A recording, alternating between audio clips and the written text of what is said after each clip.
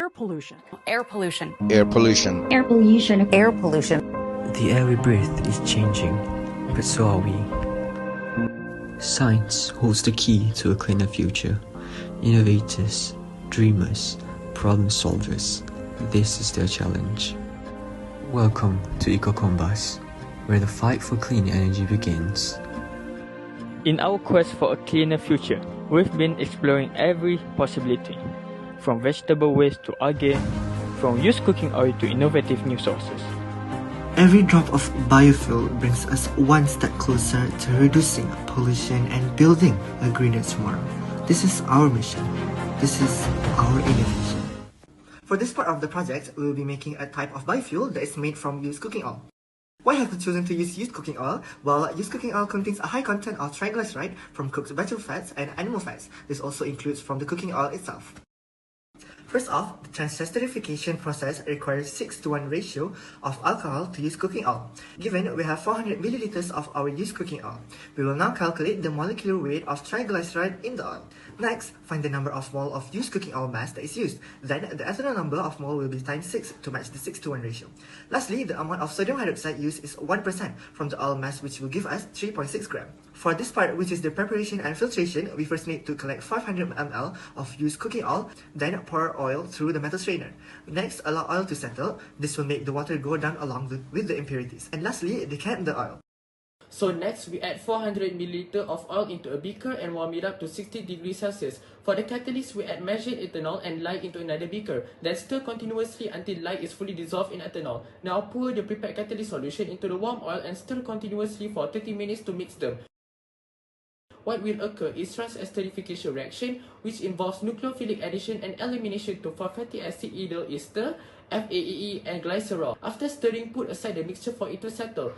After a few days, the mixture is separated into two layers, which are the biodiesel, the FAEE, at the upper layer and glycerol at the bottom. We decant the biodiesel slowly into another container, and there you go, our biodiesel. For a qualitative test, we do by dipping one cotton pad each into the used cooking oil and the biodiesel. As we can see, the cotton pad dipped into the biodiesel ignited brighter than the one in used cooking oil, which proves its fuel nature. Algae holds the potential to become a renewable source of energy with a high oil content. But how do we turn them into biodiesel? Let's break it down. First, we have to find an area that is rich with algae growth. For example, we can find them at lakes, rivers, or even sewerage. And then we have to dry them under the sun so that the water content will fall below 10%. After drying it, we grind the dry algae into a powder to increase surface area during algae oil extraction. But for now, let's extract the algae oil. Firstly, we mix 250 ml of ethanol with 50 grams of powdered algae. Then we stir it and leave it aside for 1 to 2 hours. After 1 to 2 hours pass by, we can extract the algae oil through filter or cheese cloth. After 2 hours, we prefer to gently heat up our mixture so that the excess ethanol could evaporate.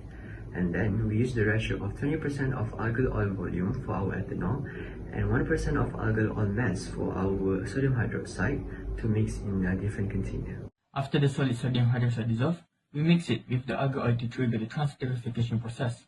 Now, let's stir the mixture continuously for 1 to 2 hours at room temperature. After leaving them overnight, we can find a layer of biodiesel and glycerine form. In this segment, we will demonstrate to you how fuel can be extracted from waste vegetables. But why waste vegetables? Well, Daniel, it's simple. This is because waste vegetables contains carbohydrate and sugar that can be broken down and turned into carbon dioxide and ethanol, making it a potential feedstock for the bioethanol production. Let's begin! All you need is... We start by mashing up all the vegetables here. Cut them up into very fine pieces and pour them into a pot. Then pour water until it is submerged. Boil it, then leave it for an hour. This process is used to break down the vegetables into simple sugars for easier fermenting. Now, once our vegetable mixture is done, strain out the water from it. Then, pour the mixture into our container. Prepare a solution of water mixed with baker's yeast into our airlock container and stir thoroughly. Close the container and seal it off. We will be leaving this container to ferment for the next few days. If you can see bubbles forming at the top, then it means it's working. You'll know the fermentation is complete by observing that there are no more bubbles being formed anymore. We'll set up our apparatus as you see here. This is what we call as a fractional distillation setup.